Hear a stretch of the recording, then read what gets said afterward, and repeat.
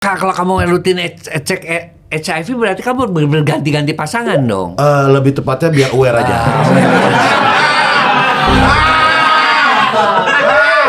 Dok, kalau misal ereksi miring ke kiri ke kanan tuh wajar nggak sih, Dok? Masih wajar, asal jangan sampai kayak pengait gitu ya, sampai kayak pancing gitu ya. Ada foto KTP, kan aneh-aneh itu ada. Yang paling susah saya pernah ngeliat tuh ada gambarnya tuh pakai bendera, jadi kayak naik bendera dari atas, kemudian dia turun ke bawah begitu tuh. Nah itu tuh. Ya.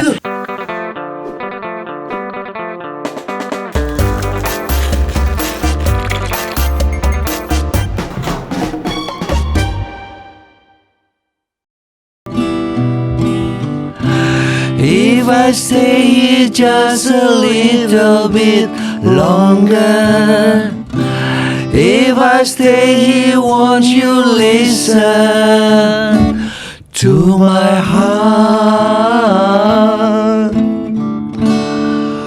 Oh, my heart. Dr. Boyke! Dokter Boyke, selamat datang di Warkop. Saya dokter. Apa kabar? Baik, dokter sehat ya. Alhamdulillah. Iya, dokter, sebelum kita mulai obrolan, ada yang mau dimakan di sini atau minum kah? Iya, atau mau dokter makan instan nggak sih?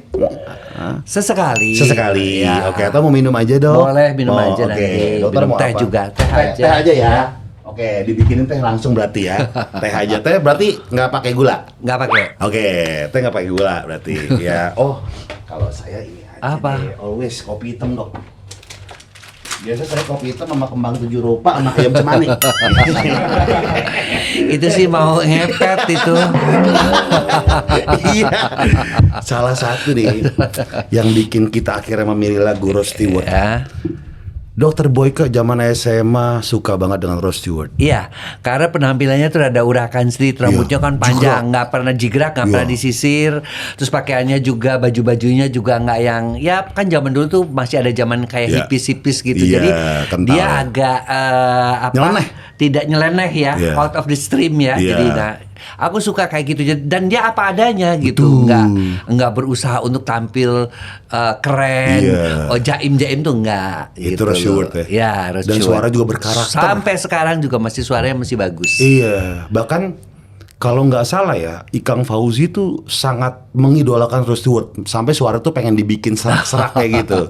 Ya enggak? Wah, gila, Dokter Boyke akhirnya ketemu langsung loh. Selama ini lihat di TV, selama ini lihat di YouTube, akhirnya kesempatan langsung karena banyak banget pertanyaan di otak saya. Berarti memang pertanyaannya udah ngeres kali ya, udah pengen begitu banyak ya yang ditanyain. Tapi ya.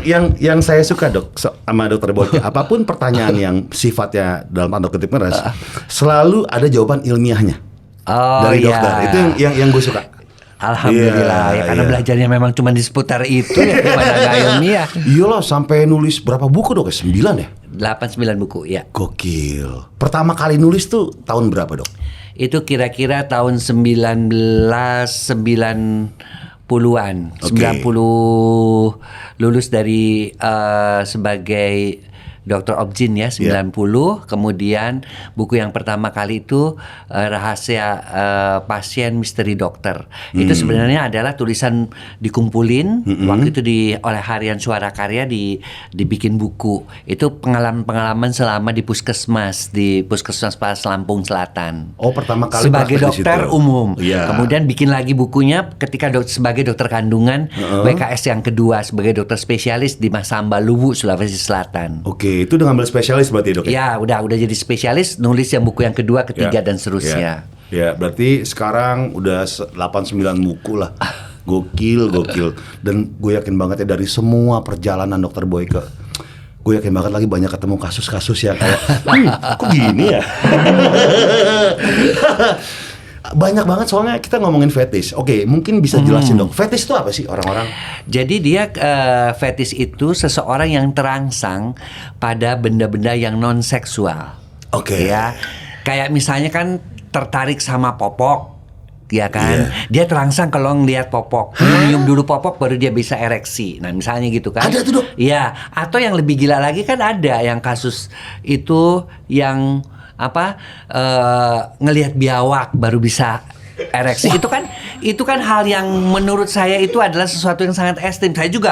Saya dulu belajar tentang fetis ya waktu sekolah keluar juga, palingan terhadap celana dalam, ya, yang maling-maling jemuran tuh, yang maling-maling jemuran, terhadap yang namanya stocking. Tapi ini kan aneh-aneh banget, apalagi terus datang lagi pertanyaan-pertanyaan pada kain jarik, pada pada foto KTP, kan aneh-aneh itu. Tunggu, foto KTP ada gitu. Foto KTP dia atau orang perempuan, tapi maksudnya tuh dia tuh bisa ereksi kalau ngeliat foto KTP. Nggak tahu apa dulunya waktu bayinya pernah dibikin lagi, di nganterin mamanya bikin KTP kali apa ya, kok sampai seperti itu. Tapi saya pernah baca di India itu ada orang yang tertangkap basah memperkosa biawak. Mungkin itu kali, Dok ya? Iya mungkin juga bisa saja terjadi. Oke, definisi kan kita nggak tahu definisi memperkosa kan tidak konsen kan, Dok ya? Iya. Ya mungkin aja biawaknya konsen kali, Dok. Mau sama mau gitu. Soalnya dia bingung kali ya. Itulah yang tadi yang non seksual. Ya, enggak, memang fetish itu pada benda-benda yang non seksual. Jadi kalau dia tapi ada yang berbahaya, ada yang tidak. Yang berbahaya contoh? Yang berbahaya itu misalnya tertariknya pada hal-hal yang kayak tadi, biawak bisa digigit kan dia. Oh iya, tiba-tiba gitu, kebalik badan kan caplok. Atau pada ular juga kan. Tapi kalau pada yang non seksual seperti pada namanya tadi stocking, celana dalam ya paling digebukin aja kalau ketahuan ya kan. Cuman itu aja, itu kan juga termasuk merugikan. Betul. Tapi pada umumnya fetish tidak membahayakan, membahayakan. Kayak kain popok bayi, kemudian kepada yang namanya kain jarik, kemudian juga kepada beberapa hal seperti serbet, itu kan nggak membahayakan. Contoh kayak banyak orang fetish sama kaki gitu kan, ngelihat kaki fetish. Kaki itu kan sebenarnya bukan organ non seksual kan, tapi kan yang namanya fetish kepada kaki, terus-terusan orang itu ke kaki juga kan, yang namanya si ceweknya juga atau si cowoknya juga bosen juga kalau larinya ke kaki melulu gitu kan. Itu kayak kalau nggak salah ya, sutradara Quentin Tarantino tuh setiap filmnya tuh ada unsur-unsur kaki yang tapi kakinya juga pasti yang bagus betisnya kan, yang jenjang seperti itu ya wajar. Bukan kaki Roberto Carlos ya, kira-kira keker gitu ya mungkin ada juga ya fetishnya seperti itu. Nah, dari semua cerita soal fetish yang dalam tanda kutip itu tidak lazim, pasti ada cerita dalam ilmu psikologis masa kecil kah? Iya, jadi seseorang yang tertarik ya kepada, ada salah satu contohnya kenapa sih dia tertarik kepada popok bayi. Ya. Nah, jadi waktu dulu itu ketika dia itu buang air kecil si bayi itu, dia tidak pernah diganti, dan itu kan rasanya hangat. Dan kemudian dia bisa mencium bau itu gitu loh. Dan setelah popok bayi itu setelah dia itu keluar air kencingnya, itu ibunya tuh datang terus ngeganti, dan dia merasakan kenikmatan, akhirnya bisa menjadi fetish. Oke. Seperti itu. Jadi ada mungkin memori yang ditinggalkan di situ ya. Karena kalau kita tahu penyebabnya itu kan selalu, kalau yang namanya fetish itu kan kita sebut dengan parafilia ya. Penyimpangan-penyimpangan begitu kan pasti aspeknya tidak satu saja. Betul. Tidak satu faktor saja, ada faktor-faktor yang lain juga. Mesti dirunut sampai cerita kecil dia, Dok ya. Masa kecil, kemudian kita harus bisa hilangkan juga faktor-faktor itu kalau itu mengganggu orang lain. Gitu. Kalau ketek, orang lihat ketek jadi nafsu itu mungkin masih bisa normal. Ya, masih karena normal. masih berdekatan dengan organ seksual. Betul. Oke, tapi kalau kaki itu kan kayak apalagi popok gitu. Iya. Biawak, rada aneh itu. Rada aneh. Nah, apakah fetish itu misalnya nih, Dok, kita punya fetish terhadap sesuatu. Apakah wajar kita obrolin sama pasangan kita? Harusnya ya, sepanjang itu tidak berbahaya ya. Tapi beberapa malu karena dia kan kadang-kadang mesti ngambil misalnya celana dalam atau stocking. Itu kan ngambil kan, kadang-kadang dikumpulin di dalam satu di dalam satu lemari, kemudian sambil dia nanti melakukan onani dia cium-cium itu celana dalamnya kan. Nah, itu kan dia tidak akan berani untuk bercerita kepada orang lain. Harusnya gitu. Tapi sebagai harusnya cerita. Saya punya pasien, dia cerita, saya fetis dengan ini, bagaimana saya bisa menyelesaikannya. Nah, itu dia berani untuk bercerita itu, tapi kepada profesional, dia bukan kepada pasangannya gitu. Nah, harusnya pasangannya wajib tahu nggak, Dok? Kalau hanya fetis yang bisa membuat dia itu terangsang, misalnya hanya celana dalam, ya udahlah nggak apa-apa. Kamu senangnya celana dalamnya warna apa? Kayak misalnya aku fetis sama kalau kamu tuh pakai baju atasannya kebaya warna merah misalnya.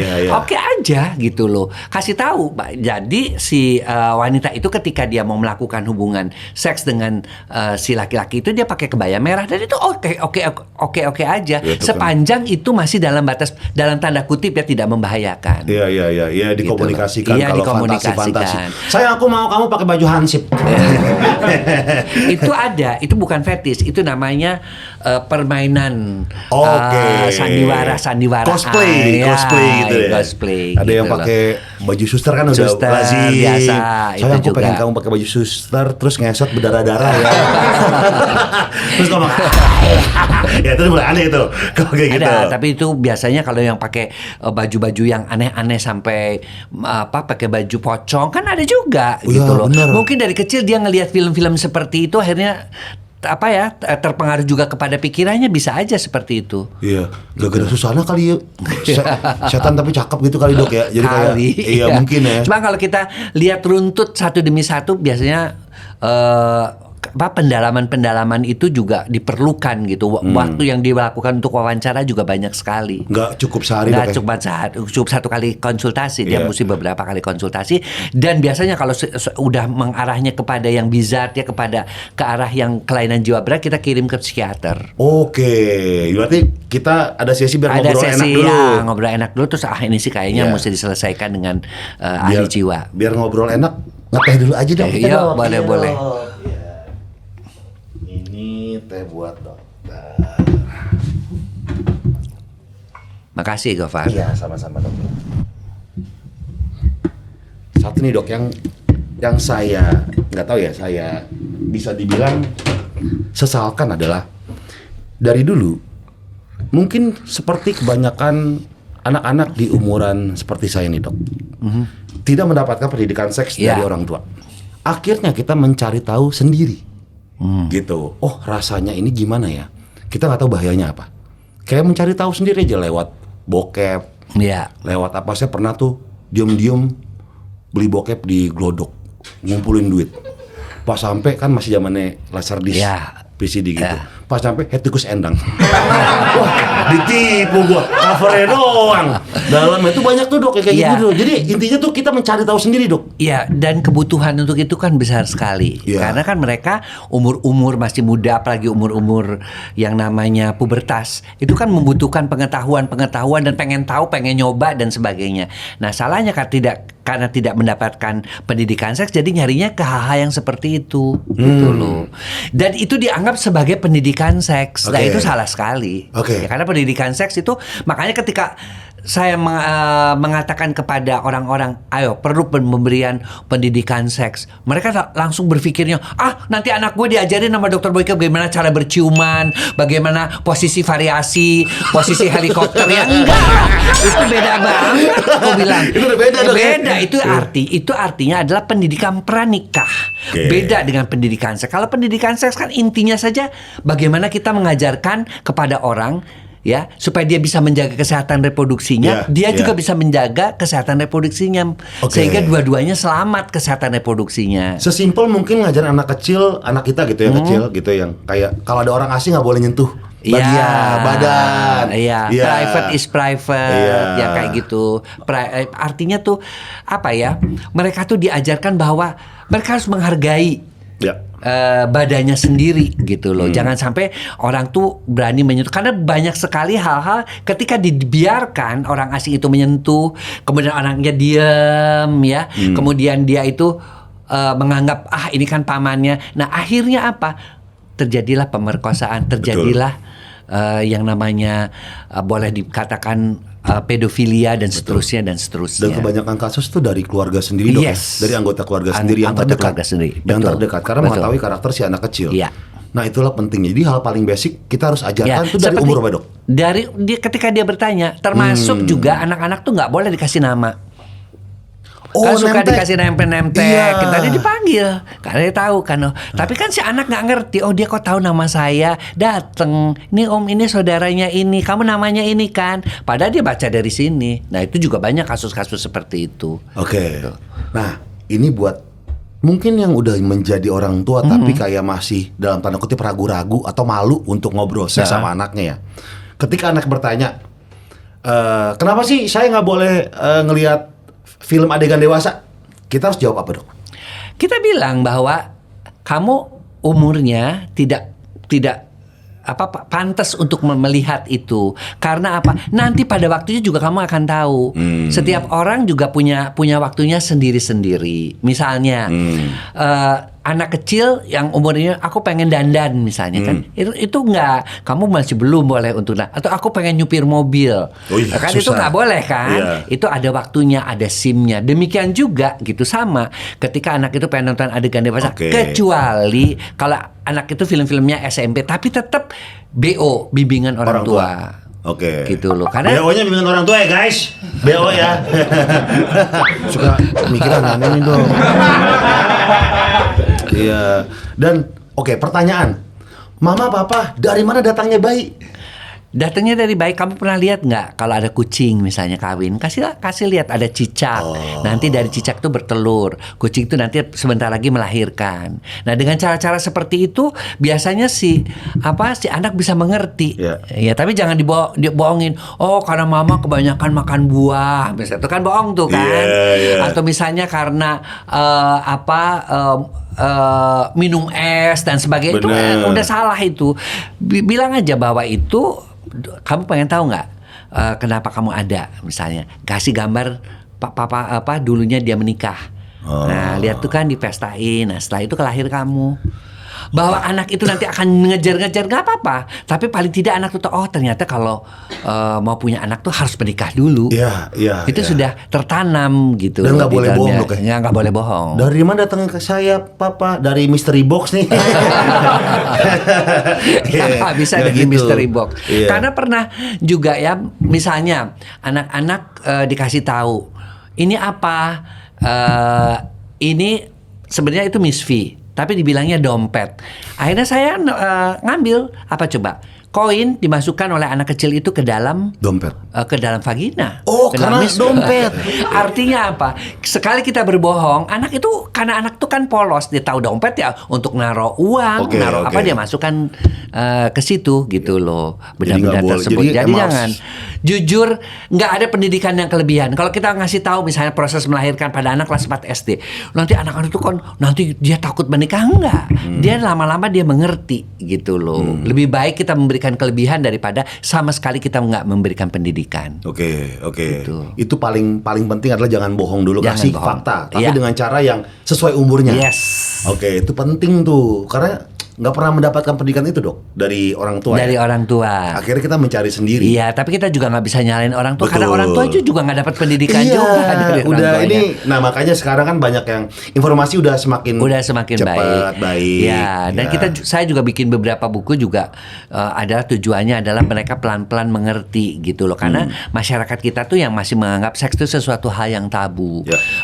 Berbicara seks tuh kayaknya kalau orang Jawa bilang ora elok ya, nggak bagus. Padahal sebenarnya dengan kita membuka itu, ya mereka itu hanya mengerti bahwa seks itu adalah bagian hal yang wajar dari kehidupan seorang manusia, gitu loh. Oke, itu tuh. Zaman dulu aja digambar-gambar sampai di Candi Sukuh, posisi variasi. Kalau kita ke Candi Borobudur juga ada. Prambanan juga ada. Artinya mereka aja yang dulu nggak masalahin, kenapa kita jadi mempermasalahkan gitu loh.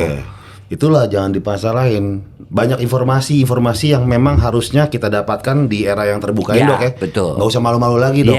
Termasuk mungkin informasi ini benar apa nggak dok ya? Kalau misalnya misfi itu dicukur jadi gundul, itu justru nggak baik. Ya orang karena ada lagunya Gundul-Gundul Pacul ya kan. Itu kan artinya kan maksudnya tuh lagu yang sebenarnya sih lagu-lagu bercanda ya, tapi kalau pada Miss V digundulin itu justru dia akan mengakibatkan namanya jamur, namanya bakteri lebih mudah tidak ada penyaringnya. Jadi rambut kemaluan itu sebenarnya diciptakan Tuhan untuk menyaring yang kotoran-kotoran sebelum dia masuk ke dalam. Cuman kalau rambutnya pun tidak dirawat, kutu datang dan sebagainya juga bisa terjadi gitu loh. Berarti kalau gundul tuh nggak baik juga. Nggak baik. Kalau dibentuk gitu, Dok? Boleh aja. Karena dibentuk model-model boneka-boneka love atau X gitu. Iya. Boleh aja, cuman kita tetap fungsinya tetap ada ya. Fungsinya itu adalah tetap untuk melindungi si Miss V itu sendiri.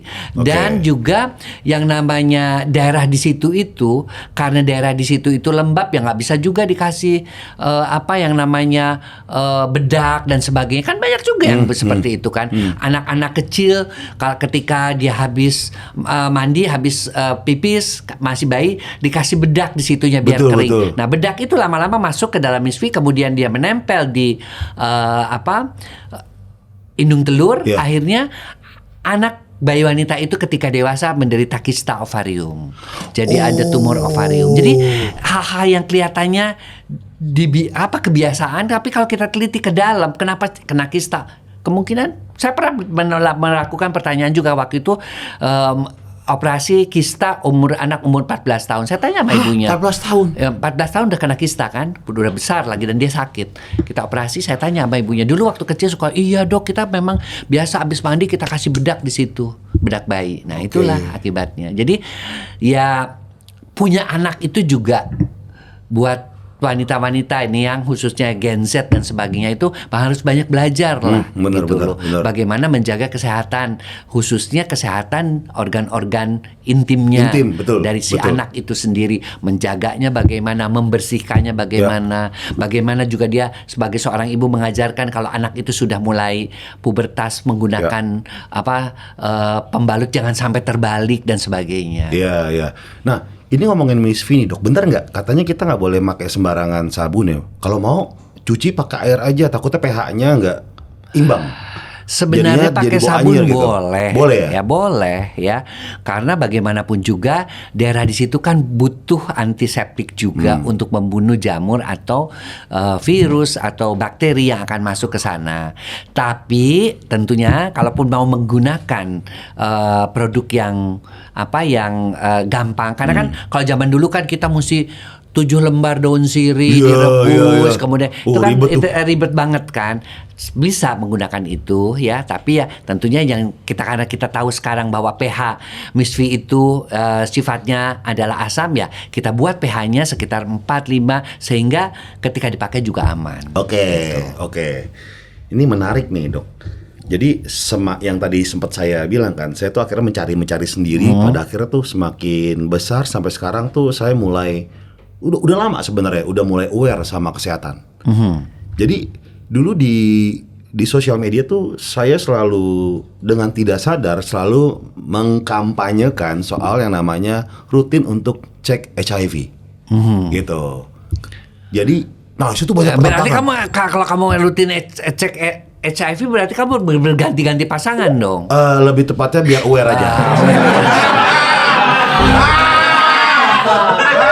Karena namanya penurunan HIV itu adalah pada orang-orang yang berganti-ganti pasangan. Kalau kamu orangnya baik, setia kepada pasangan. Tapi HIV kan bisa bukan dari semua dari hubungan seksual. HIV ya. HIV. Kalau yang lain kayak herpes gitu masih bisa dari air.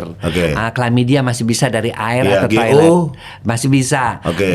Tapi kalau GO kemudian HIV itu lebih kepada hubungan seks atau jarum suntik. Kalau GO dari hubungan seks. Loh. Jadi nih, kita beda satu-satu dok. Chlamydia adalah penyakit yang disebabkan oleh bakteri Atau virus? Antara virus dan bakteri. Oke. Ya. Ya. Kalau herpes oleh karena virus. Ya. Kalau antara bakteri dan virus itu chlamydia. Ya. Dan dia gejalanya mirip seperti GO. Dia mengeluarkan keluar nanah yang warnanya kehijauan. Ya. Dan kalau sampai kena chlamydia itu pengobatannya agak sulit, agak lama dan bisa mengakibatkan kemandulan. Dan itu terjadi wabah waktu itu di Amerika. Oke. Sama mengapa orang-orang di sana itu sangat takut dengan chlamydia. Oke, kalau GO paling parah apa, Dok? GO Kemandulan itu, juga? Kemandulan dan GO itu kan makin sekarang makin susah diobatin. Kalau zaman dulu saya masih di puskesmas ada yang namanya Vietnam Rose, Super Tetra. ya dikasih masih mempan. Sekarang udah nggak mempan. Oh, virusnya berkembang. Si bakteri GO-nya bakteri. Diplococcus gonorrhea itu berkembang sedemikian rupa. Terus ada lagi Thailand orchid, ada apa? Tapi itu tuh menunjukkan makin lama makin kebal terhadap pengobatan. Oke. Nah, dan sekarang yang di N-nya adalah yang sampai sekarang menakutkan untuk mereka yang melakukan perilaku seks bebas adalah HIV/AIDS yang sampai sekarang belum ada obatnya, belum ada vaksinnya, dan obat yang ada yang tersedia di Kemenkes atau dimanapun itu hanya bisa memperpanjang usia, bukan menyembuhkan. Belum ada sama sekali. Belum Dok, ya? ada sama sekali. Oke. Jadi kita betul-betul ya dengan HIV ini termasuk kita beberapa teman sesama dokter di Thailand dan sebagainya tuh mereka aware banget dengan ini gitu. Oke. Dan menjadi tugas kita lah untuk memberitahu remaja dan sebagainya karena dia tuh seperti fenomena gunung es, kelihatan ujungnya aja. Yang diperiksa di Indonesia juga cuma sedikit, tapi di bawahnya banyak tuh banget. banyak banget. Dan yang paling mengerikan, kalau GO kan ada keluar nanah.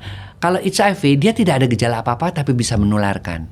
Oke, nular dari seksual. Dari hubungan seksual.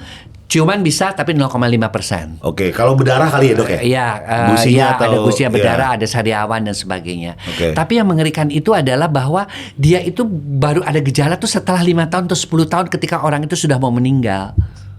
Oke. Ya, jadi tadi yang dikatakan Anda kalau memang melakukan hubungan seks bebas atau menggunakan jarum suntik ya berganti-ganti, lebih baik memang periksa, cek 6 bulan sekali. Karena kalau sudah kena ya, itu pun kadang-kadang nunggu dulu sampai tubuh membentuk antibodi. Baru setelah itu dia akan terdeteksi di dalam darah. Oke, setahun sekali lah ngetes biar tahu aja gitu dalam diri.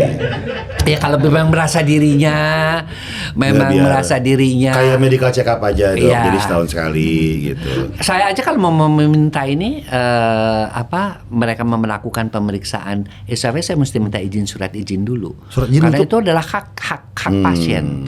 Dan itu juga hasilnya tidak boleh misalnya ada orang pengen tahu, misalnya nih mau kawin dia periksa HIV, yang ceweknya nanya, "Dok, boleh tahu nggak hasilnya gimana tuh pacar saya kemarin?" Oh, nggak boleh. Karena itu kita bisa di-sue. Ya, karena itu termasuk juga Anda misalnya sebagai karyawan diperiksa di suatu perusahaan minta periksa HIV nggak boleh. Ya, karena nanti ada diskriminasi. Kalau orang itu HIV itu kemudian tersebar kepada itu, kasihan juga dia. Ya, jadi kita HIV itu kan sebenarnya orang itu masih bisa kerja, masih bisa apapun asal dia tidak berciuman, tidak melakukan hubungan seks kan. Iya. Yang sekarang orang takut tuh HIV kan tidak menular. Misalnya orang nih minum di gelas yang sama, nggak akan menular. Makan di piring yang sama. Bekas telepon kita pakai nggak akan menular. Ya, bahkan nyamuk katanya ngegigit yang kena HIV, terus dia gigit lagi kita menular ya enggak, karena dia medianya juga beda. Gitu loh. Ada HIV, ada HPV. Bener nggak, Dok? Kalau HPV itu adalah nggak mempan di cowok bukan inang yang baik untuk HPV. HPV pada cowok pada kanker penis ya. Oh, ada.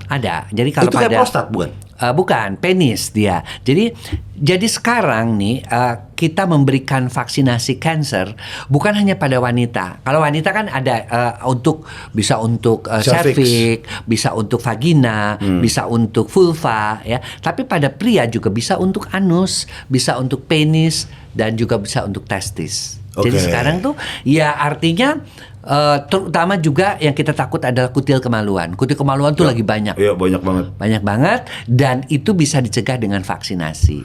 Itu saya lihat beritanya tuh, Dok. Orang 15 tahun hamil pas dicek sama dokter ada banyak kutil kemaluan. Kalau sampai dia itu melahirkan normal, kemudian terhisap, paru-parunya tuh nanti penuh dengan kutil dan bayinya mati. Ya, seperti itu. Jadi ya artinya mengapa saya selalu mengatakan premarital check up, premarital check up, premarital check up, bukan karena apa-apa. Karena kita kan tidak tahu masa lalu si cewek, tidak tahu masa lalu si cowok. Kalau zaman dulu mungkin masihlah tabu untuk menjaga. Tapi sekarang lu percaya sama gue ya gitu. Tapi kan kita melakukan pemeriksaan itu kan untuk aman, untuk safe kan dua-duanya juga ini. Karena apa? Apalagi kalau dia mau punya anak, dua-duanya mesti bersih, dua-duanya mesti bagus, kualitasnya mesti bagus. Dan itu fair dok ya, masing-masing jadi tahu gitu kan. Iya, masing-masing tahu juga fair dan mengerti lah. Ya artinya kalau dia udah menikah mau diapain lagi? Betul. Ya kan udah bisa menerima dia segala kelebihan dan segala kekurangannya. Iya. Gitu loh. Jadi jangan percaya hanya sebatas kata-kata aku nakal cuma sama kamu doang. Iya. Jangan percaya itu dok ya. Mesti wajib sebelum menikah. Iya. Masing-masing harus harus selalu tes. Dan itu tesnya juga kan cuma diambil darah. Ya, dan kalau misalnya ada dok yang positif, nanti nggak jadi dong kawinnya, nggak juga. Kita bisa obatin kok. Oke. Gitu loh. Oke. Nah ini ngomongin pernikahan nih dok ya. Udah tuh tes segala macam, udah menikah nih.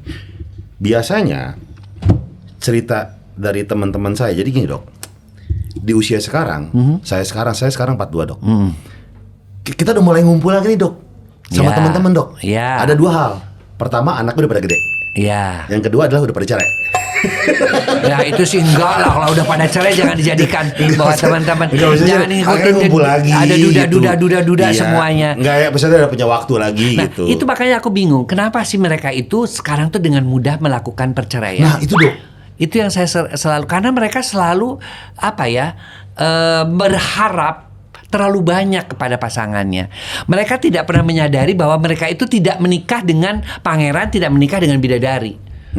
Mereka selalu berharap kayak di film-film India kali ya, kalau nikah itu biarpun sedih tetap aja muter-muter ya, kalau ada pohon ya kan nari-nari, mungkin semuanya tuh seakan-akan bahagia kan, tapi kan sebenarnya kenyataannya menikah itu nggak semudah itu. Itu yang saya sebut sebagai universitas kehidupan. Universitas kehidupan, orang tidak pernah lulus itu adalah universitas kehidupan kalau dia menikah. Lulusnya kalau salah satu dipanggil oleh Yang Maha Kuasa. Iya, dan universitas kehidupan tuh tiap hari kita kena pelonco. Yes. Iya. Dan itulah yang terjadi. Ada hair lagi seperti ada hair itu. lagi. Jadi memang harus, mungkin gini dok. Mereka tidak menyadari, misalnya yang tadi kita bahas ya, dia punya fantasi seksual, tidak dikomunikasikan dengan istrinya. Iya, karena masih dianggap jorok banget sih ini laki gue. Nah, mikirnya kan begitu kan. Saya pernah dapat pasien gitu. Enggak dok, ini dia mah memang gila dok, dia memaniak. Loh, saya bilang enggak, itu suatu hal yang wajar. Saya bilang gitu, seorang laki-laki berpikir kayak gitu, kecuali kalau misalnya dia mengajak hubungan seks di atas genteng, emang kucing ya kan. Jadi kan itu yang enggak ada, itu kan enggak. Tapi kalau masih diajaknya di atas batap ya, ya masih aman lah ya, misalnya di dapur ya kan masih oke lah gitu loh. Nah mereka tuh kadang-kadang makanya di dalam kesesuaian itu bukan hanya kesesuaian ekonomi, tapi juga kesesuaian cara pandang di dalam hubungan seks itu. Makanya kenapa kalau di luar negeri itu mereka kita tidak boleh tiru ya. Artinya sebelum menikah tuh mereka sama leven dulu. Sama leven untuk beberapa kali, karena kalau seksnya nggak cocok ya udah gitu loh. Kita finish gitu loh. Iya. Nah, inilah yang sekarang menjadi programnya aku, menjadi problemnya aku. Bagaimana kalau seorang wanita yang tinggi seksnya, prianya workaholic, harus di matching. Dia harus nurunin, ini harus naikin. Nah itu kan jadi problem juga, gitu loh. Karena tidak ada kesesuaian seksnya. Iya, mungkin capek, stres. Karena kan, kalau misalnya nggak bisa ngacok ya, itu kan salah satunya kan mungkin stres. Yes. Kerjaan numpuk. Ya tapi kan bagaimanapun juga kalau misalnya sampai dia yang alkoholik itu, sementara si wanitanya misalnya sangat membutuhkan sekali. Nah itu kan yang rentan sekali terhadap perceraian, terhadap perselingkuhan. Oke. Jadi kita harus tetap match. Tapi ya kita kan tidak boleh melakukan hubungan seks pranikah ya secara agama dan sebagainya. Tapi artinya kalau di luar negeri ini satu contoh bahwa seks itu sebagai salah satu prasyarat yang penting di dalam suatu perkawinan, dan memang penting. Oke. Nah kalau misalnya emang libido istrinya tinggi dok, suaminya lagi stres, dikomunikasikan kan nggak cuma harus dikomunikasikan, harus Iya, dia kan juga bisa dengan cara yang lain kan. Seks itu kan disalurkan bisa dengan masturbasi, ya kan. Kalau misalnya si suaminya nggak ada, tapi jangan sampai masturbasinya itu berlebihan sehingga dia tidak tertarik lagi dengan suaminya. maksimal sehari berapa kali Bukan masturbasi? sehari, Oh, sehari, seminggu. Seminggu, oke. Kalau ya masa ya tiap hari terus-terusan pakai dildo kan nggak mungkin. Yang normal dok, masturbasi itu seminggu berapa kali? Kalau kita melihat kita kan selalu melihat dari sisi fisiologinya ya. Seorang wanita itu kalau dia orgasme, kenikmatan orgasmenya itu bisa dirasakan sampai seminggu. Jadi ya paling nggak seminggu sekali. Sementara seorang pria kenikmatan ejakulasinya itu dia rasakan ya, tetap menetap di dalam tubuhnya memberikan kebahagiaan akibat hormon endorfinnya itu 3 hari sampai 4 hari. Jadi dia seminggu 2 kali. Tinggal di-matchin aja. Oh seminggu 2 kali tuh. Iya, gitu loh. Jadi kalau mau masturbasi itu Ya, seminggu 2 kali maksimal lah. seminggu 2 kali. Iya. Gitu. Wajar nggak dok kalau sudah menikah masing-masing masturbasi, karena banyak terjadi pertengkaran. Kayak lu masturbasi kan gue bini lu. Iya. Gitu. Masih wajar. Dari data-data ditemukan sekitar 68% pada pria dan 48% pada wanita. Artinya apa? Artinya boleh melakukan masturbasi kalau misalnya si wanitanya itu lagi haid. Oke. Atau kalau lagi anaknya juga rewel, lagi Iya. sakit boleh. Iya. Tapi jangan frekuensi masturbasinya melebihi frekuensi hubungan seks Seksual. dengan pasangannya. Oke. Ini laki 2:1 aja Iya. gitu loh. Ini laki 2 gue. hubungan seks, 1 masturbasi. Oke, masih Iya, oke. harus dikomunikasikan lah. Yes. Iya, jadi jangan sampai menemukan waktu di mana kamar mandi lama tapi nggak ada suara air. Tiba-tiba ubinnya licin kok, ubinnya licin. Iya, kayak gitu mungkin harus dikomunikasikan. Dok, ya? Dikomunikasikan, dan komunikasi itu memang yang menjaga, yang bisa mempertahankan perkawinan. Sekitar 55% faktor komunikasi. Sisanya memang ada faktor-faktor penampilan. Hah, penampilan? Faktor seks dan penampilan itu sekitar 30%-an. Jadi Anda juga harus tahu bahwa jangan merasa kalau seksnya baik-baik aja tuh yang 30% ini bisa mengancam perselingkuhan, perceraian. Jaga penampilan Selain tuh komunikasi, penting. iya. Oke. Laki-laki yang nggak boleh buncit gitu, karena kan ada yang sampai mengatakan. Beberapa wanita tuh kecewa. Saya kalau ngelihat suami saya telanjang kayak ngelihat beruang, dokter. Kan bisa mengerti kan kita juga. Jadi jangan berpikir bahwa perempuan aja yang mesti kurus, mesti Ya. begini. Laki-laki juga sama gitu loh. Karena wanita juga punya mata. Meskipun dari penelitian memang wanita itu tertarik kepada pria ada satu. Ya. Yang pria yang smart, yang lucu, yang kaya, baru yang ganteng tuh yang keempat. Kalau yang having sex jago masuk itu kan nggak?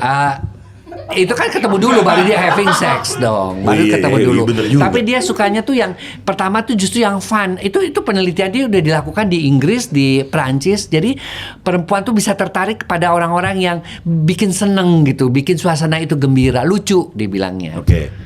Dok, kalau misalnya bininya minta, sayang aku mau threesome dong, itu gimana dok? Oh, nggak boleh.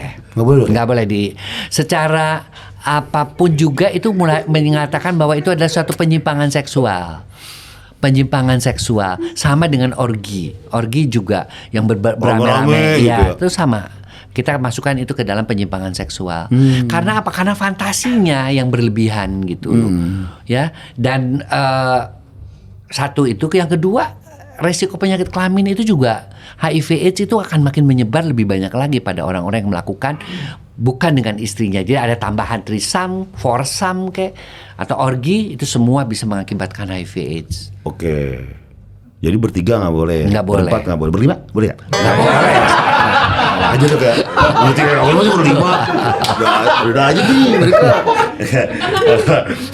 Nah, itulah pentingnya komunikasi antara suami istri. Lakinya capek nyari kerja, nyari duit tiap hari, datang pas ya aku loyo. Nah, gitu. ya kan ada gitu beberapa. Ini nih, Dok, ya? Ya. Dok, gue boleh buka nggak sih, Dok? Boleh.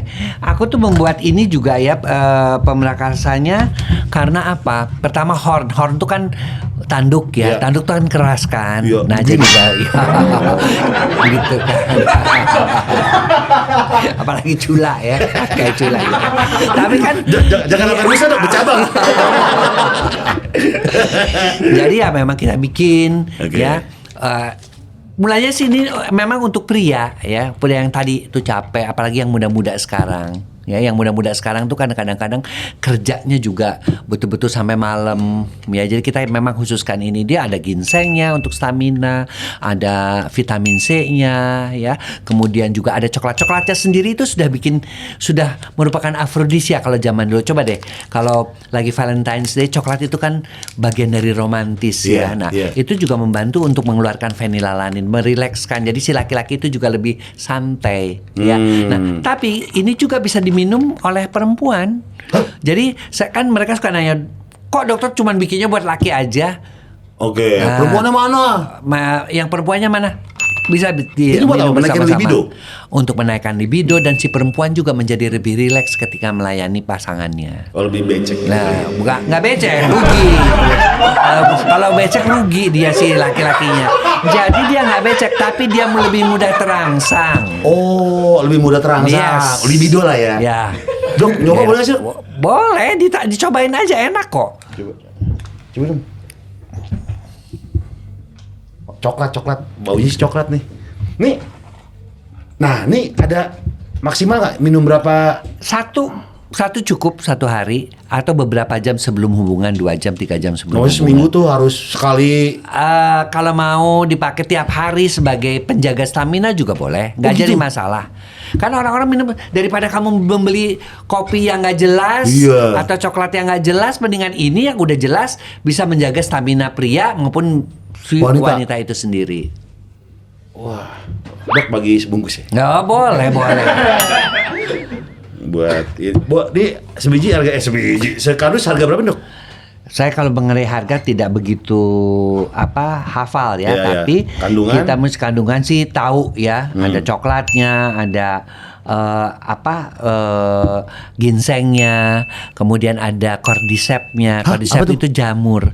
Jamur itu aneh banget kalau dia itu di musim dingin, dia itu kayak jadi ulet. Seperti ulat hidup.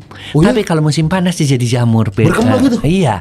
Nah, karena itu ajaib ya, makanya diteliti itu di China, dan ternyata hasilnya ada cordyceps itu termasuk untuk memperbaiki semua sistem pembuluh darah di kita, dan termasuk juga untuk menjadikan afrodisia. Makanya di dalam ini ditambahkan itu. Nah, itu mungkin salah satu rahasianya mengapa horn ini juga bisa membuat gairah, kemudian juga bisa membuat tahan lama, bisa membuat juga kekerasan pada pria bagus, tapi juga pada wanita bisa membuat si wanita itu menjadi lebih ingin, si wanita itu lebih bergairah gitu loh.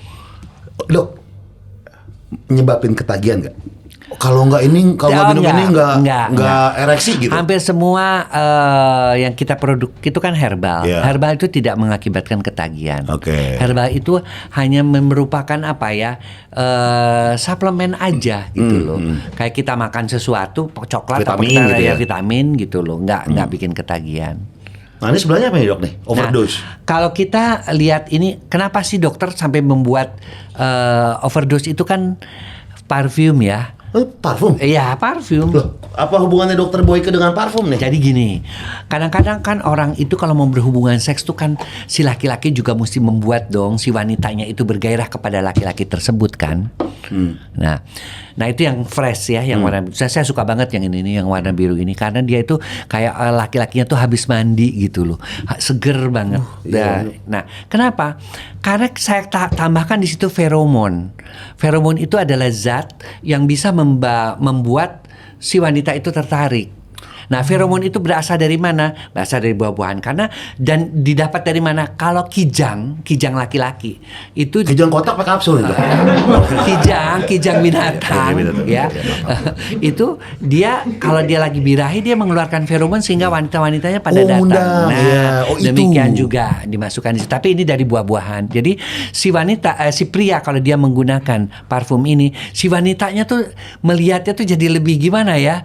Lebih horny, lebih keklep ini lebih begitu gitu loh. Dan itu aku kan pernah coba juga ke beberapa laki-laki yang membeli kan. Gimana? Iya, makin lengket aja tuh pasangan saya, Dok. Nah, karena itu tadi pengaruh feromonnya. Nah, kita ada dua ya, memang yang satu temptation ya, yang satu overdose. Kalau overdose lebih kepada seger, kalau temptation lebih kepada misterius gitu loh. Mukanya dibilang gitu ya, jadi saya udah 2 tahun membuat penasaran si wanitanya gitu loh. Iya, wanginya tuh agak susah ditebak gitu. agak ditebak nih. Ini udah nih Dok, nih bentar Dok. Coba deh rasain, enak kan coklatnya? Karena kita bikin juga coklatnya coklat pilihan ya, bukan coklat-coklat sembarangan ya. Baik coklatnya, ginsengnya, cordycepsnya, vitamin C-nya, ginseng, ya semuanya kita bikin pilihan. Kenapa? Jadi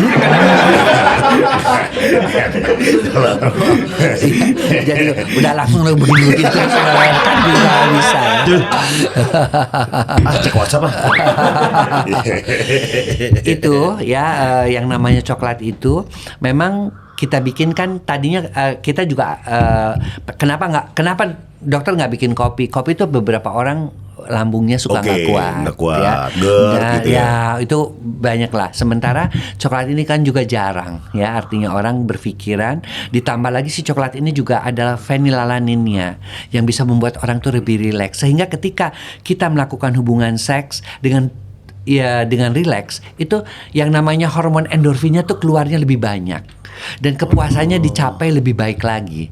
Makanya HON ini dibuatnya dari coklat, bukan dari kopi. Hubungan tuh emang harus rileks, Dok ya. Ya nggak bisa tegang-tegangan nih. Sayang, Biarin enak yang ini tegangnya banget aja, nih. yang lakinya aja bawahnya tegang, yang lainnya sih nggak usah.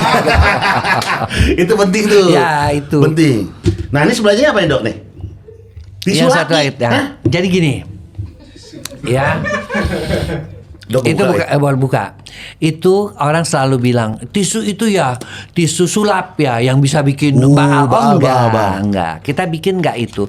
Jadi laki-laki juga kan mesti membersihkan alat kelaminnya, iya kan? Jadi kalau misalnya dia ke rest area atau apa, air di sana kotor kan. Kita juga nggak kepengen lah dia kena yang namanya virus herpes atau virus apa yang bisa ditularkan melalui air. Kita bersihkan, tapi dikasih bonus kalau dia membersihkan itu. Bonusnya? Dia bisa lebih tahan lama kalau hubungan dengan pasangan. Makanya sering juga dipakai tisu antiseptik ini sebagai sebelum melakukan hubungan suami istri. Jadi pakai dulu. Gitu ya.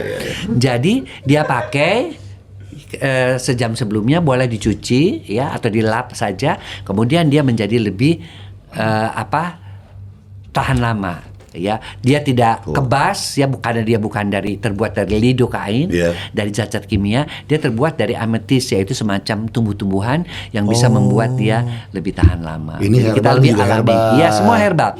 Kita lebih kepada herbal, kenapa? Karena itu jamin aman. Ya, ketagihan kemudian tadi, tidak ketagihan, kemudian yang ketiga juga halal. Dan kan ini dapat semuanya BPOM udah, halalnya juga iya. Karena apalagi mereka udah tahu ini terbuat dari tumbuh-tumbuhan, pastinya insya Allah lah halal. Iya, betul. Ini udah dijual bebas, oke?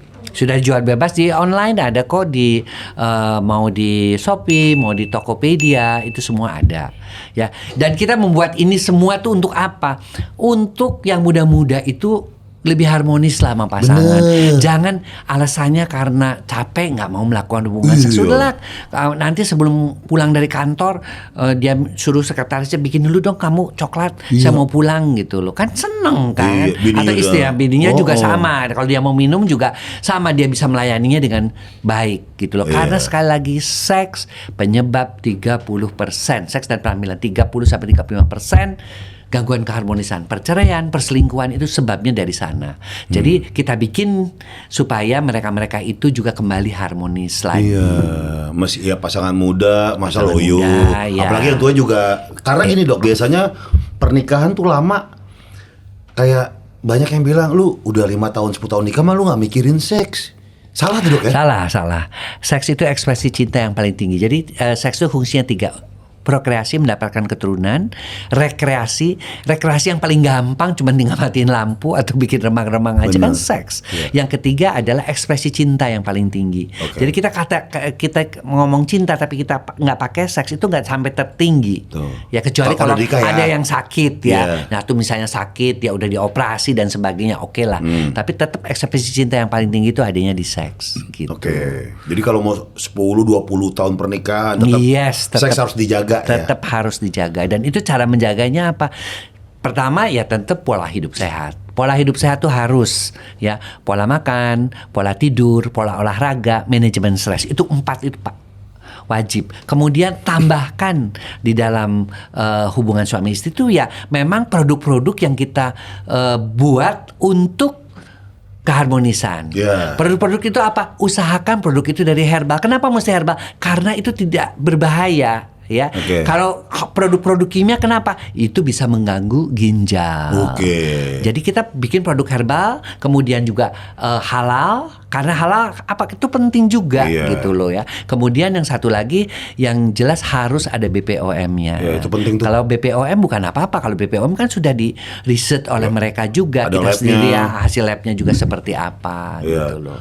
Dok, ada nggak sih dok makanan yang harus dihindari biar kalau nanti nggak ereksi nih? Ada nggak sih makanan yang harus dihindari dok? Makanan yang harus dihindari supaya orang itu sebenarnya makanan-makanan yang terlalu tinggi lemak, yang terlalu manis, terlalu tinggi lemak. Ya, seperti misalnya katakanlah jeroan gitu ya. Terlalu manis juga kan sekarang banyak sekali minuman-minuman instan yang terlalu tinggi gulanya. Betul, Nah, itu betul. semua bisa mengakibatkan gangguan-gangguan kepada fungsi ereksi ataupun fungsi ejakulasi, produksi hormon juga terganggu. Kenapa? Karena makanan-makanan itu mengakibatkan kerakan di dalam pembuluh-pembuluh darah. Akibatnya yang namanya Mr. P-nya tidak bisa terisi oleh pembuluh darah, loyo deh dia. Gini turun. Nah. Itu mungkin indikasi kalau pagi udah nggak diri bahaya Ya, dok. salah satu ciri. Gitu.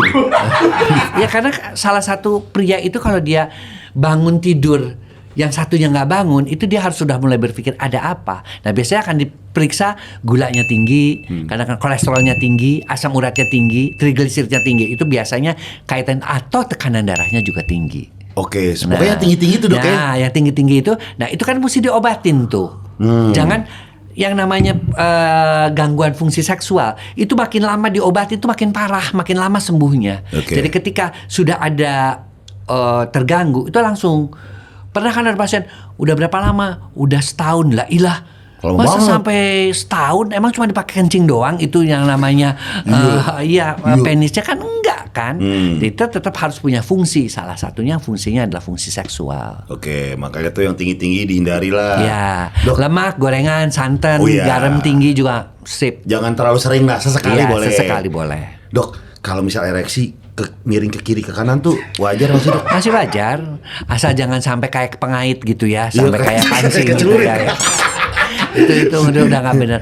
Miring kaki karena tidak ada juga ya penis itu yang betul-betul tegak lurus seperti tiang Kayu, bendera ya. jadi seperti kayak nggak ada Pas pakai siku-siku segitiga tegak nggak ada. Sempurna gitu ya? Pasti dia itu ada 3 derajat, 4 derajat dan itu wajar-wajar saja. Kalau bengkok gini dok, Kalau itu ada memang. katanya bagi ceweknya lebih enak dok ya katanya. Iya, Katanya. mungkin karena bentuknya seperti ular kali ya, Iya, gitu. ya, bisa saja. Tapi yang namanya bentuk dan ukuran itu setiap orang memang mempunyai kelebihannya dan kekurangannya masing-masing. Yang penting dia bisa ereksi, yang penting dia bisa ejakulasi, yang penting dia ukurannya juga dalam batas-batas normal. Oke. Karena ada yang mikropenis. Oke, mikropenis.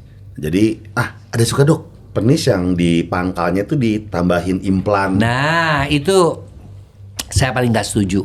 Saya juga Biar katanya punya kena banyak klitoris pasien cewek lebih enak. Enggak juga mengakibatkan infeksi sih iya pada wanitanya. Oh, gitu? Beberapa pasangan wanitanya tuh sampai ke kita dan kita lihat ada bekas luka dan sebagainya. Ternyata suaminya pakai bulu kambing tuh, kumisnya kambing itu ditaruh dijahitkan di situ. Ada lagi yang pakai batu akik.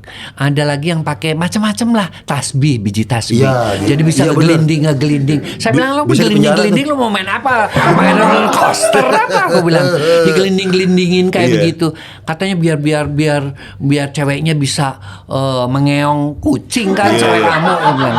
Kan orang tuh mikirnya tuh selalu begitu. Orgasme si wanita itu dibuat orgasmenya sebagus mungkin dengan cara-cara yang tidak alami Iya. dan juga tidak rasional. Bertentangan dengan medis lah. Iya. Ya.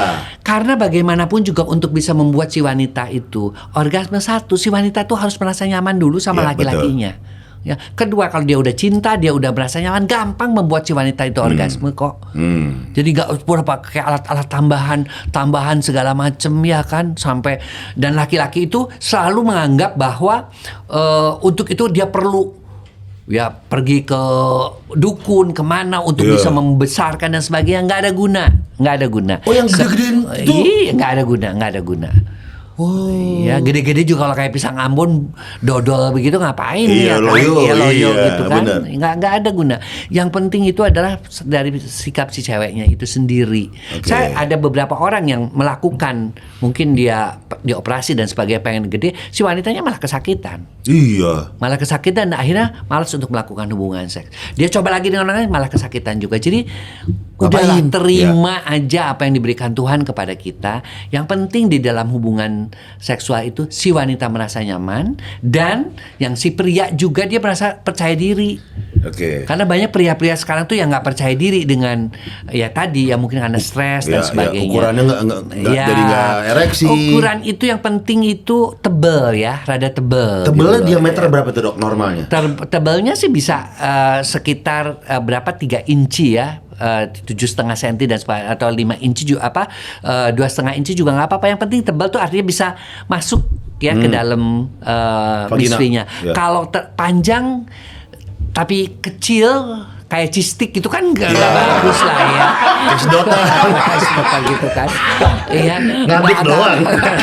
Itu kan nggak akan mungkin bagus gitu ya. Iya, Jadi kan bener.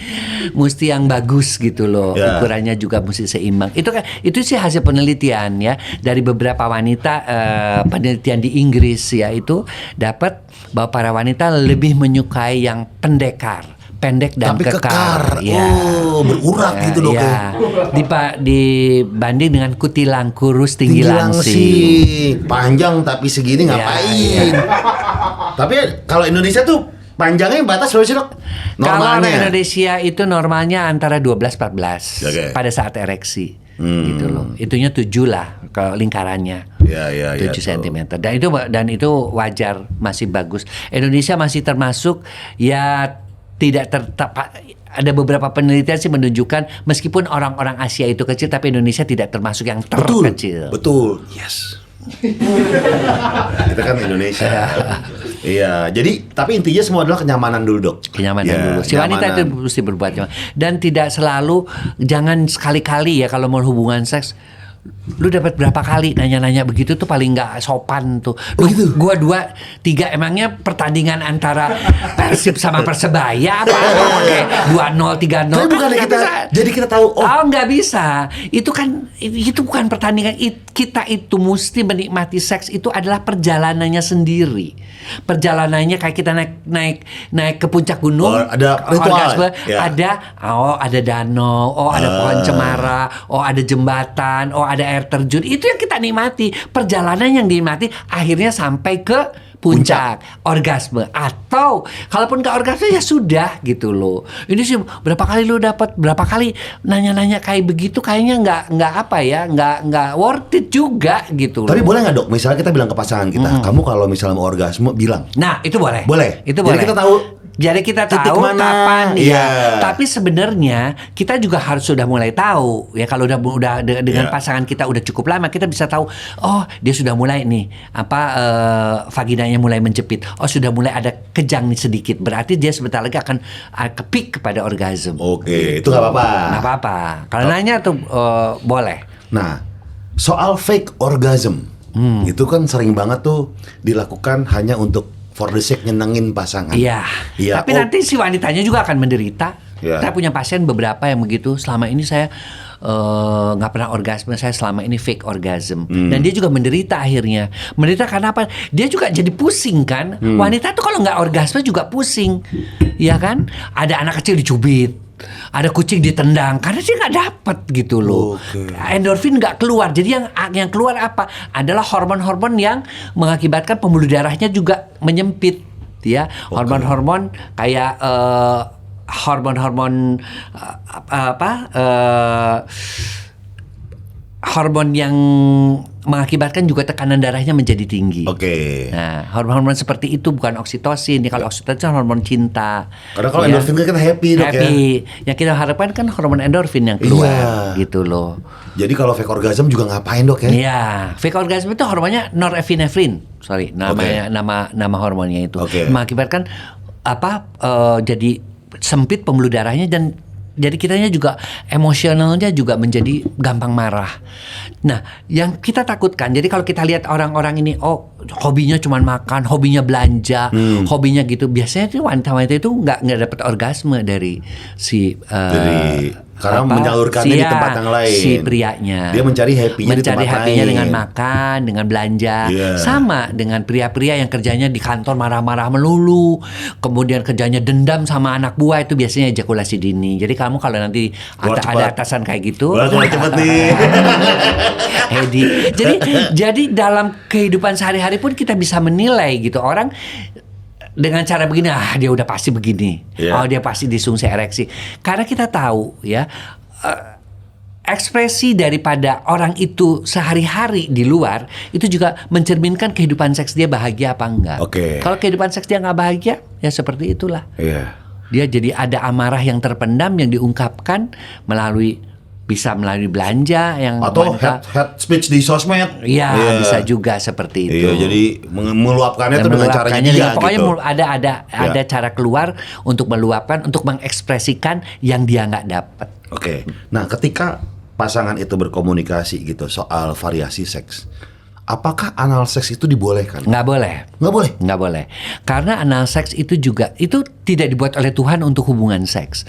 Anal seks itu untuk ya, jadi ketika dia keluar itu daerah situ kotor banget. Ya. Nah, akibatnya apa? Kalau dia melakukan hubungan anal seks, ya, beberapa itu mengakibatkan beberapa penyakit seperti hepatitis menular. Dan kalau pada orang yang kena HIV, kalau vagina itu kemungkinannya untuk mendapatkan HIV pada anal seks itu menjadi 100 kali lipat kemungkinannya, resikonya dibandingkan dengan vagina, karena vagina lebih tebal. Gitu loh. Jadi nggak boleh tetap saya nggak boleh, dan itu udah dibandingkan dengan hasil penelitian penelitian di Harvard juga ada di mana bahwa anal seks itu berbahaya, apalagi kalau salah satunya pasangannya menderita HIV/AIDS, kemungkinan penularannya menjadi lebih tinggi lagi.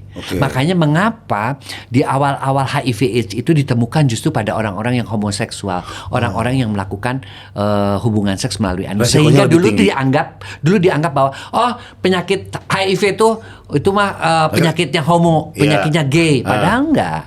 Sekarang justru yang terbanyak adalah hubungan seks yang heteroseksual. Jadi kan anal seks sekali nggak boleh dulu. Anal seks nggak boleh. Kotor dulu kayaknya padahal ya. Kotor dan kalau itu robek, ya, pernah sampai robek itu sampai orangnya meninggal loh. Karena kan di situ pembuluh darahnya banyak. Dan ketika robek, dan dia terlambat, malu mungkin ya, dibawa ke rumah sakit bisa sampai meninggal. Jadi beda vagina dan anus itu. Kotor, masuk polos keluar coklat kayak nyam-nyam. Aneh, jadi nggak boleh. Jadi harus ya udah yang sewajarnya yang sehat-sehat aja lah. Oral masih boleh. Dengan mulut sih oke lah, itu merupakan sesuatu hal yang mulut juga sebagai daerah-daerah yang pekarangsang juga, karena ternyata bibir itu persyarafannya tuh mirip sekali dengan Miss V. Ini ya saraf-sarafnya? Saraf-sarafnya juga. Jadi kalau oral masih udahlah ya. Masih boleh. Saling gitu 69 nggak? Boleh, 69 boleh. Variasi itu bermacam-macam. Teman saya dulu di Australia, dia ahli seks dan dia bisa menggambar itu, ya saya pernah dapat 360 hari 365 posisi. 360 posisi? Iya. Jadi sebenarnya yang paling susah deh. Apa itu? yang paling susah saya pernah ngeliat tuh ada gambarnya tuh pakai bendera. Jadi kayak naik bendera dari atas kemudian dia turun ke bawah begitu tuh. Nah itu tuh. Jadi zup Ya, gitu. ya karena dia mungkin dia ahli seks saya itu menggambar seperti itu dengan fantasi kali Oke, ya seperti itu. iya, Ada. iya. Tapi ya sudahlah, itu memang posisi-posisi yang dasar-dasar aja lah yang kita lakukan juga. Iya. Paling yang missionary, female superior yang hal-hal Dogi. gitu 6-7 aja dogi, Iya. posisi duduk, posisi miring, sendok dan garpu. Itu kan semua atau posisi monyet memanjat pohon kelapa, helikopter itu kan masih posisi-posisi yang masih bisa dibayangkan gitu loh. Nggak usah posisi yang sampai dari kayak orang 17 Agustusan mengejar naik-naik itu Panjat tuh pinang. panjat pinang. Iya. Panjat pinang begitu yang satu di bawah, tapi tetap naiknya berdua begitu kan. Nggak capek-capek ya. Lu bukan mau nyari hadiah atau apa gitu loh di atas. Mending lagi hadiahnya celana dalam lagi di atas. Dok, gancet tuh beneran gak sih, Dok? Enggak.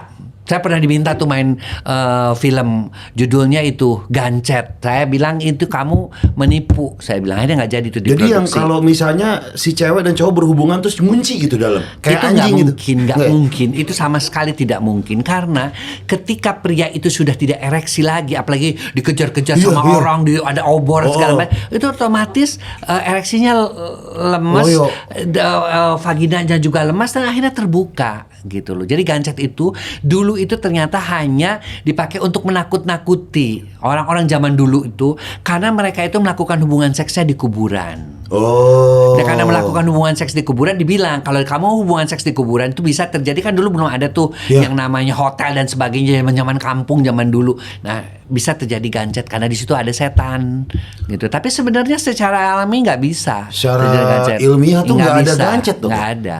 Karena ya tadi ketika dia itu udah ketakutan atau yang penisnya kembali melembek, Melemah. vagina juga kembali melemas juga. Nggak mungkin gitu. ngunci di Nggak mungkin. mana gitu. Itu bukan kunci Inggris soalnya. Atau mungkin penisnya kayak sistem payung, Dok, di dalam brek gitu nggak ya? Enggak ya? Enggak. Oke, itu berarti Itu ada saya pernah gancet tuh tuh nggak? diminta itu pendapat itu kan mau Oke. bikin film terus diminta dokter diminta ini saya bilang itu salah. Kalau Anda melakukan film-film kayak gitu itu membohongi masyarakat. Menakut-nakuti juga. masyarakat. Tuh, Pernah ada. bener. Sampai kan pernah ada kejadian saya di TikTok katanya ada gancet ditemukan. Saya bilang, coba kita mau tanya beneran apa enggak? Mana sumber beritanya? Dan ternyata ketika dicek nggak ada. Jadi hanya untuk bikin Takut-takutin. nakut-nakutin aja. Oke. Nah, tapi iya sih belum pernah ada yang nyata itu, Iya, kayak video nyata. iya, video nyata. Tiba-tiba Nggak ada ngunci lah, nggak gitu. ada. Iya juga sih, tuh bohong. Berarti selama ini gue kecil dibohongin, Dok, ya? Iya, supaya kamu nggak Gancet. melakukan hubungan seks Iya, meskipun besarnya kamu betul. melakukan juga. Gila, sekarang, Dok, kita masuk ke segmen STMJ Subscriber Tanya, mari jawab. Yang pertama dari Maditria. Dok, tanggapan tentang vasektomi dong yang lagi rame. Nah, Vasektomi itu kan sebenarnya adalah tindakan yang tidak terlalu rumit banget ya dokter umum plus juga bisa melakukan mengikat saluran antara testis yang menghasilkan sperma dengan namanya vas deferens ya untuk keluar untuk ejakulasi nah saluran itu diikat pertama diikat dulu ujung sama ujung kemudian dipotong udah jadi nanti cairan keluar nggak? Cairan keluar. tetap biasa. Tetap keluar seperti biasa. Tapi nggak cuman sederes berkurang dulu. 5%, hanya berkurang Oh. 5%. Itu spermanya doang, ya. Oke. Nah, itu juga tidak berbahaya. Keberhasilannya juga untuk mencegah kehamilan Ya. itu hampir 100%. Makanya mengapa kalau di negara-negara lain ya kayak di Jangan jauh-jauh deh yang dekat-dekat Asia Bhutan tuh 40% laki-lakinya melakukan vasektomi. Oke. India sekitar 25, New Zealand sekitar 25, Jerman 25, Australia 20%. Artinya itu sudah diadopt bahwa kalau di sana kan yang namanya kesetaraan gender itu kan sudah merupakan Wajib kebiasaan nih, kewajiban kan mereka kasihan bagaimana sih istri juga sudah melahirkan, menyusui, hamil, capek mendidik anak, masa juga dia mesti diikat-ikat juga, mesti dipasang-pasang juga, mending cocok dipasangin spiral, kadang-kadang benangnya kerasa copot, dipasangin pakai pil gendut, jerawatan, dikasih yang namanya suntik makin juga gemuk, bahkan keluar urat-uratnya udah laki-lakinya yang lebih gampang. Nah biasanya mereka-mereka yang melakukan vasektomi itu karena sayang sama istrinya, sama keluarganya, atau kebalikannya bandelnya memang berlebihan juga gitu, karena dia pikir toh kalau gue begituan juga dengan orang nggak akan bikin hamil. Ya memang tidak bikin hamil, tapi kamu bisa kena penyakit kelamin. Iya. Gitu loh. Berarti vasektomi ini nggak apa-apa. Sakit nggak sih dok vasektomi itu? Enggak. Sudah beberapa orang yang kita yang pernah melakukan kita tanya juga nggak ada masalah. Bius boleh pilih total atau lokal. Lokal juga nggak apa-apa karena kan cuman di situnya saja. Jadi pas dibuka. testis dok? Testisnya dibuka sedikit ya, di atasnya tuh dibuka. Kan ada dua nih yang sebelah mana? Kiri kanan dua-duanya. Dua-dua dibuka? Iya. Oh. Stiket gitu loh. Terus maksudnya disatuin gitu? Enggak, di satu di situ dibuka di sini, diikat di sini. Satu dibuka di situ, diikat di situ. Kira-kira yang kiri kanan jadi atas bawah gitu enggak ya?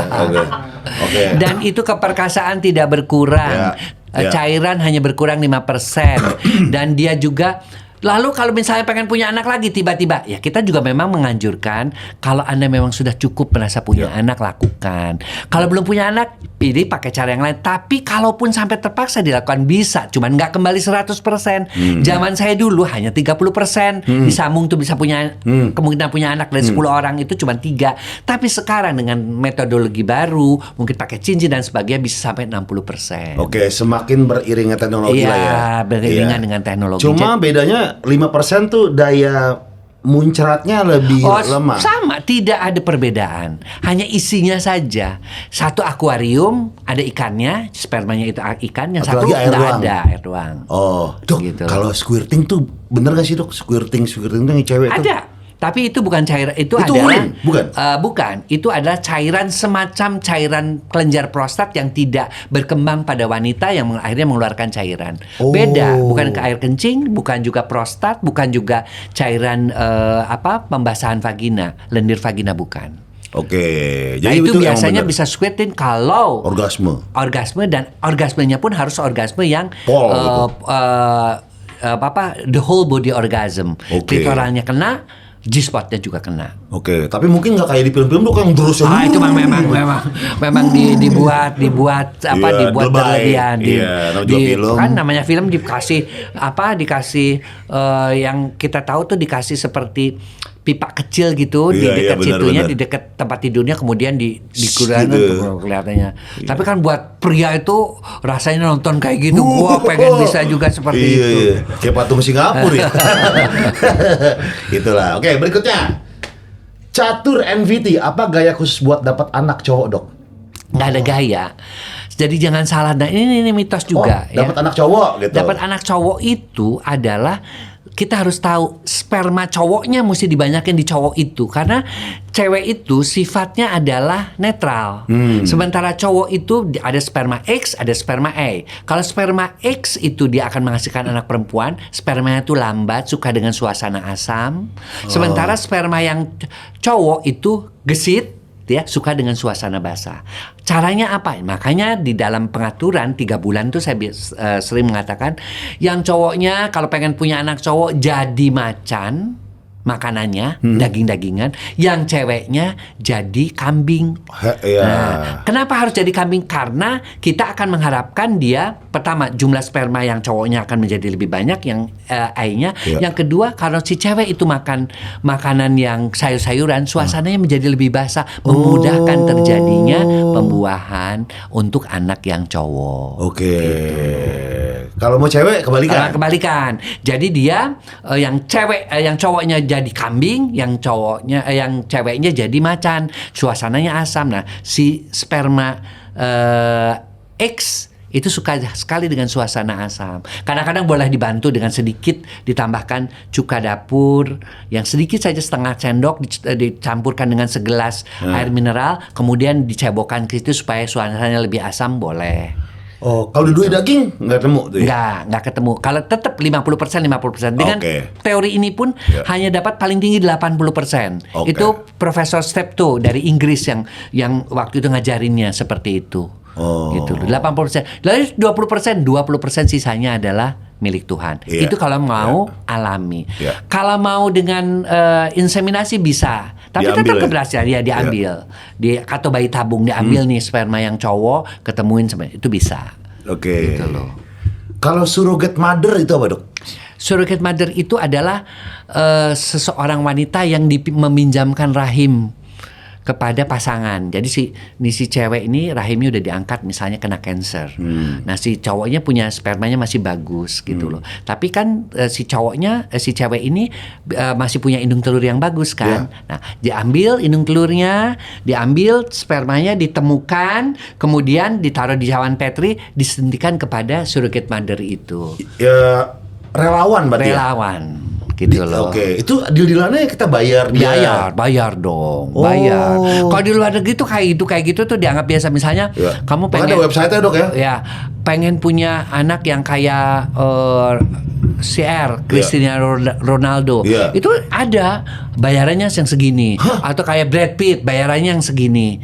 Ya, kadang-kadang kayak CR bisa. Jadi pas layar gini. Dan mereka itu yang cakep-cakep di sana, cewek-cewek cowok-cowok yang cakep itu memang jualan, dan dia kasih fotonya. Ini loh, yang punya American sperma ini. Kamu pengen yang seperti apa? Nanti dia di-matchin aja. Ini ketemu ini. Kamu lebih baik kalau kamu pengen kriterianya seperti ini, kamu ambil cowok ini. Harganya $10,000 misalnya. Untuk dilakukan inseminasi, diambil. Nanti dokter yang di sana melakukan bayi tabung untuk melakukan dapat itu. Karena kan di sana juga banyak wanita-wanita yang nggak mau nikah. Gue pengen punya anak tapi nggak usah nikah. Gue akan besarkan sebagai orang tua tunggal, dan sah-sah saja kalau di luar negeri di sana. Oke, surrogate mother tuh, Dok, ya. Surrogate mother kalau ibunya berbeda dengan ibu yang ininya. Tapi telurnya tetap punya ibunya. Oke, berikutnya. Dok, gimana pendapat dokter tentang opini skincare itu dapat membuat mandul? Apa benar? Jadi skincare itu kita harus tahu dulu isinya. Ya, ada beberapa skincare yang isinya itu untuk cepat putih. Dia banyak mengandung merkuri. Dia mengandung juga zat-zat yang berbahaya. Ya. Nah, itu bisa mengakibatkan gangguan dong. Karena kan skincare itu kan ditaruh di muka. Dia akan masuk menyerap ke dalam yang namanya kulit ke dalam pembuluh darah. Akhirnya disampaikan kepada ke ovarium. Nah, ovarium terganggu fungsinya. Nah, beberapa akhirnya mengakibatkan kemandulan. Bisa. Jadi ya pilih-pilih lah skincare. Makanya kalau skincare juga usahakan cari yang herbal, yang alami. Kita kan bisa lihat ini asalnya dari mana, ini asalnya dari mana. Ini asalnya. Bahkan beberapa yang kita takutkan selain tadi merkuri, kemudian juga ada beberapa zat-zat logam berat. Itu memang bisa mengakibatkan kemandulan. Logam berat tuh kayak apa? Barbel gitu, Dok? Bukan. PB. Kemudian juga ada lagi logam-logam berat yang lain ya, seperti yang dipakai untuk asbes dan kayak gitu. Nah, itu kan bahaya. Tapi memang kadang-kadang ke kulit itu bikin bagus gitu. Kayak merkuri kan ke kulit kalau pengen putih cepat itu adalah pakai merkuri mah udah pastilah. Glowingnya lama gitu loh. Tapi efeknya ke tubuh. Bahkan anak yang dilahirkannya juga bisa cacat. Kalau misalnya dia menggunakan, makanya kalau pasien itu sedang hamil ya, si wanita itu sedang hamil, kita suka tinggalnya jangan pakai make-up-an.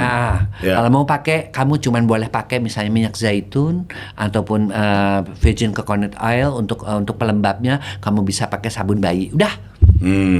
Karena kita takut kan, itu akan mempengaruhi juga pertumbuhan daripada janin.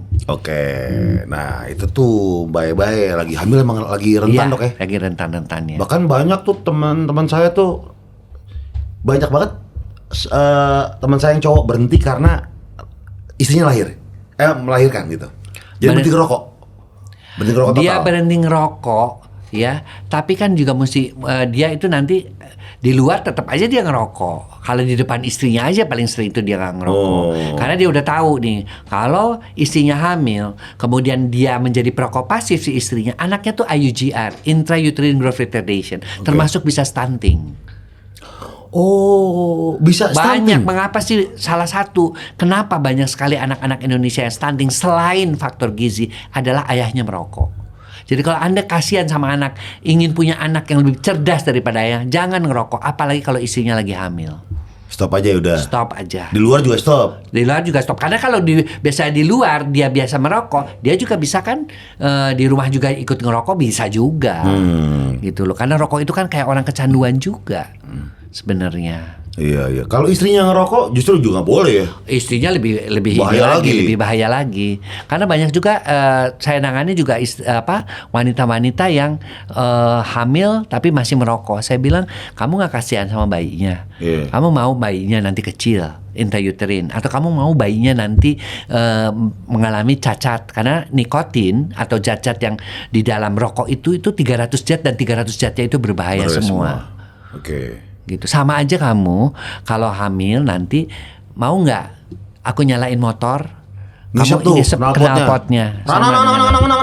Nang itu dua tak lagi. Itu makanya. Iya. Nah, sama aja dengan seperti itu. Makanya juga ya kita nggak bisa ngomong apa-apa ya terhadap rokok itu ya, karena itu juga sumber pajaknya menyumbang untuk APBN dan sebagainya. Tapi kalau dari sisi kesehatan itu sudah jelas semua ya di mana-mana pun mengatakan bahwa rokok itu ya berbahaya. Penelitian-penelitian apapun nggak ada yang satupun penelitian yang meng-ACC bahwa rokok itu adalah baik. Tuh nih rokok siapa sih? Rokok lu nih. Ada di sini dok. Mereka emang suka lupa naruh. Dok, gue pernah lihat di FYP TikTok nih dok. Ada cowok senam kegel. Itu beneran bisa dok? Bisa. Senam Kegel sangat membantu untuk mengatasi ejakulasi dini. Tapi tentunya senam Kegel itu mesti dilakukan selama 3 bulan. Ada yang mengatakan 12 minggu, ada yang mengatakan 14 minggu. Okay. Tapi makin lama, makin sering dilakukan, maka dia bisa menang. Jadi ketika dia tuh mau keluar, dia tuh bisa Nahan gitu? Nunggu Gitu. dulu sampai si wanitanya tuh udah deket dengan orgasme. Ketika dia udah mau orgasme, baru dikeluarkan. Bentar gitu. Sekarang. Dokter Boyke. Jadi seperti itu gitu. Oke, udah habis semua. Nah, ini tadi udah nyobain, ini jujur enak. Enak ya. Ya. Jadi kan banyak orang yang kayak nggak suka ini, nggak suka ini, tapi ini bisa Iya, dan itu bisa dipakai untuk perempuan juga. Nah, itu yang saya senang, dan beberapa wanita juga memberikan kesaksian ya bahwa dia juga merasa lebih nyaman gitu setelah minum itu. Nah, itulah ya, memang coklat di mana-mana juga zamannya Valentine's Day itu kan coklat buat yang bikin happy. Iya, bikin happy. Iya. Ini juga parfumnya enak. Parfumnya ya, karena parfumnya itu juga kita bikin 3 lapis ya. Yang lapis pertama isinya apa supaya wanginya juga lama, dan ini bisa ditahan sampai 12 jam. 12 jam nih. 12 jam. Dan bisa mengikat Eau de lawan parfum jenis. lebih tinggi daripada eau de parfum yang di luar negeri. Kalau luar negeri kan palingan cuma beberapa jam. 5 jam Iya, gitu. kalau kita sampai 12 jam bisa dipakai. Dan bisa memikat lawan jenis. Nah, itu kelebihannya cuma itu aja sebenarnya. Dok, nih gue pakai ke klub, besok gue update ya. Gue ke klub. Iya. Ya untuk istri, bukannya menariknya bukan untuk orang lain dong. Bukan mau nyari istri dok, per malam maksudnya. Iya. Nah, buat mereka juga yang mungkin bekerja dengan banyak klien-kliennya wanita, apalagi dia pria, pakai ini lebih mudah jualannya, lebih mudah itunya gitu. Misalnya kita itu pasiennya mau kliennya mau membeli mobil misalnya. Iya. Oh, cewek nih. Ini cewek nih, pakai.